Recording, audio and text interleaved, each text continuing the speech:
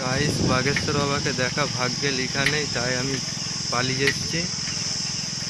আসবে এখন সেই দুপুরবেলা, কতক্ষণ থাকা অসম্ভব আমার পক্ষে, তাই আমি চলে এসেছি। গাইস, বেরিয়েছিলাম বাগেশ্বর বাবাকে দেখতে, কিন্তু কি করব, কপালটা খারাপ, তাই ঘুরে ঘর যেতে হচ্ছে।